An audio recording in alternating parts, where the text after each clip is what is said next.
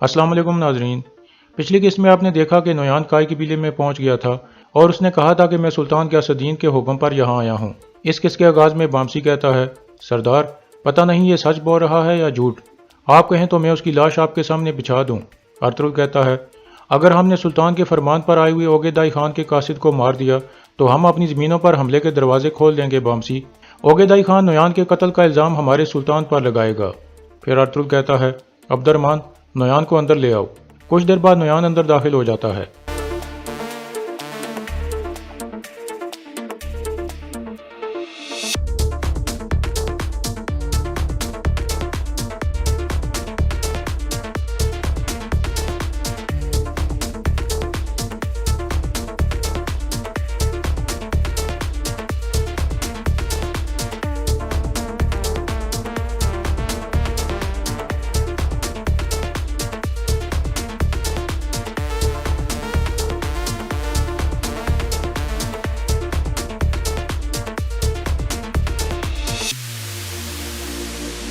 इस तरह नोयान अर्तुगरुल के सामने बैठ जाता है और फिर कहता है, गोक तेंगरी मुसलसल ज़मीन को सूरज के गिर्द घुमाता है ताकि हम जहाँ गिरें वहाँ से दोबारा उठें और लड़ाई को जारी रखें। इसीलिए मैं दोबारा तुम्हारे सामने आ गया हूँ अर्तुगरुल। रूहें अभी मेरी मौत नहीं चाहती थीं। रूहें जानती थीं कि अभी मेरा तुमसे हिसाब बाकी है। तुम मुझे काली मिट्टी में दफन करना चाहते थे, लेकिन मिट्टी अभी मुझे कबूल नहीं करना चाहती।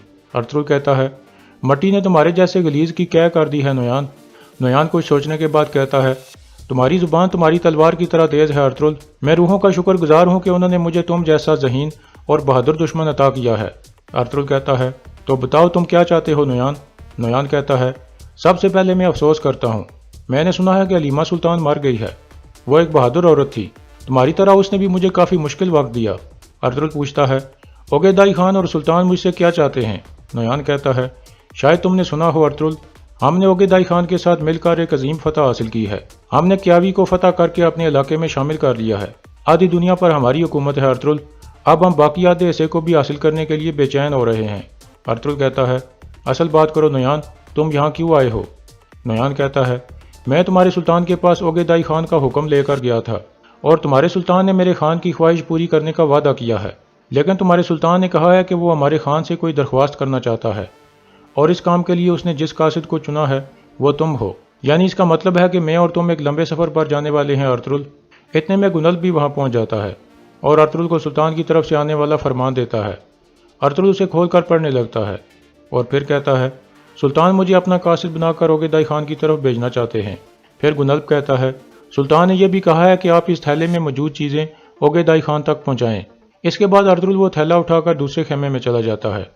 अंदर जाकर अर्तुगरुल थैला खोलकर देखता है और फिर किसी गहरी सोच में पड़ जाता है। फिर वो दोबारा मरकजी खेमे में आ जाता है और कहता है, बामसी अपने साथ कुछ सिपाही लो और नोयान को हंली बाजार के सराय महल में ले जाओ, ये आज वहीं ठहरेगा।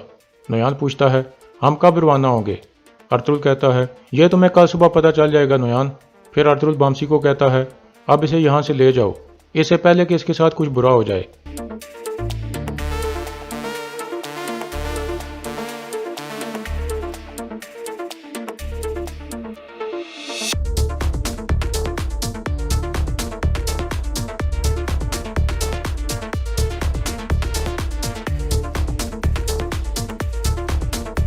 इसके बाद रात का वक्त हो जाता है। नोयान हंली बाजार के सराय महल में खाना खा रहा था। अर्तुगरुल के सिपाही उसे बहुत गुस्से से देख रहे थे। नोयान के सिपाही भी मुंह बार बार कर खाना खा रहे थे। इतने में बामसी भी वहां पहुंच जाता है और दुमरुल को कहता है, इनका ध्यान रखना, कहीं ये खा खाकर मार ही ना जाएं। फिर नोयान बामसी को कहता है, आओ मजबूत आदमी, मेरे साथ बैठकर खाना खाओ। बामसी कहता है, तुम्हारे जैसे शैतान के साथ मैं अपना गुनाह भी नहीं बांटना चाहूँगा नोयान। नोयान कहता है, अगर तुम मेरे साथ बैठकर खाना नहीं खा सकते तो वक्त आने पर तुम अपनी डूबती हुई रियासत और अपनी खूबसूरत औरतें हमारे साथ कैसे बांटोगे। यह सुनकर बामसी काफ़ी गुस्से में आ जाता है, लेकिन अपने आप को कंट्रोल करने की कोशिश करता है। फिर नोयान कहता है, क्या हुआ, तुम रुक क्यों गए, क्या तुम इस गुस्से को अपने आप तक महदूद रखना चाहते हो।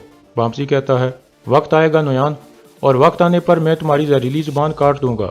नोयान कहता है, वक्त आने पर तुम्हारी ये ज़मीनें, हत्ता कि तुम्हारे सुल्तान का महल भी मेरे हाथ में होगा। यह सुनकर बामसी बहुत गुस्से में आ जाता है।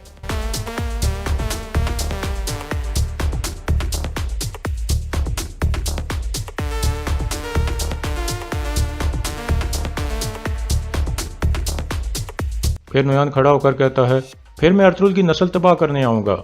उसके सब घर वालों को उसके खेमे में जला डालूंगा। तुम्हारे सब कबीले हार मान लेंगे और मेरे जूते का बोसा लेंगे, लेकिन काई वालों की किस्मत इससे भी बुरी होगी।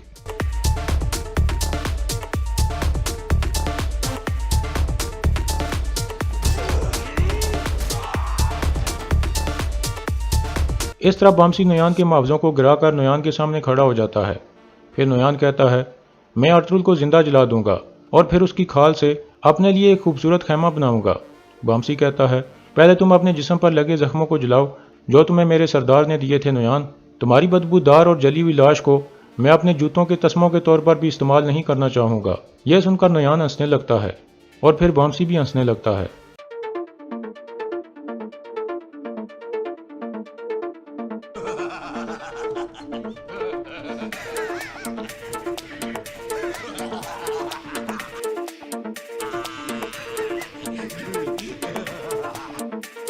फिर बामसी कहता है, हंसो नोयान हंसो, जब वक्त तब्दील हो जाएगा और सफ़ेद स्याह हो जाएगा और जब हमारे बहादुर इकट्ठे होकर मैदान जंग में उतर आएंगे तो फिर तुम पर अल्लाह का अज़ाब नाजिल होगा नोयान।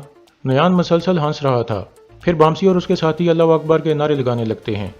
इसके बाद नोयान कहता है, तुम अपने आबाओ अजदाद की कहानियाँ सुनाते रहो, मैं यहाँ कहानियाँ सुनने नहीं बल्कि तारीख बनाने आया हूँ। यह कहकर नोयान वहाँ से चला जाता है और बामसी के साथी अल्लाह अकबर के नारे लगाने लगते हैं। इसके बाद नोयान अपने कमरे में पहुंच जाता है। इतने में उसकी बहन आलम गोया उसके सिपाहियों के बेस में वहां पहुंच जाती है और बैठने के बाद पूछती है, जो मैंने सुना है क्या वो सच है भाई? नोयान कहता है, हाँ, अर्तुल कासिद बनकर मेरे साथ जाएगा। आलम गोया कहती है, और रास्ते में तुम उसे कत्ल कर दोगे। नोयान कहता है, इसका इन्हिसार अर्तुल के फैसले पर है आलम गोया। ओगेदाई खान ने मुझे कहा है कि हमें खून के बगैर फतह चाहिए और तुर्क सरदार हमारी अतात कर लें, और ये काम हम अर्तुल से शुरू करेंगे। अब अर्तुल खुद ओगेदाई खान के सामने जाने वाला है, इसलिए अर्तुल का फैसला ओगेदाई खुद सुन लेगा। और जहाँ तक तुम्हारी बात है, तुम इस इलाके में मेरी आंखें और कान बनकर रहोगी और अर्तुल की वालदा और उसके बच्चों का एतमाद जीतोगी। आलम गोया पूछती है, अगर अर्तुल ने ओगेदाई की अतात करने से इनकार कर दिया तो फिर क्या होगा? नोयान कहता है, तो फिर वो सब मरेंगे, हत्ता के झूले में पड़ा उस्मान भी। दूसरी तरफ काई कबीले में अर्तुल कहता है, रियासत की किस्मत एक दफ़ा फिर हम पर मुनसर हो गई है। अगर हम चाहते हैं कि कोई भी जान ज़ाया ना हो तो हमें ये जिम्मेदारी पूरी करनी होगी। कल सुबह हम ओगेदाई खान की तरफ रवाना हो जाएंगे। इसके बाद अगला दिन शुरू हो जाता है। अर्तुल रवाना होने के लिए तैयार था। जाने से पहले वो बारी बारी अपने बच्चों को देखता है और प्यार करता है।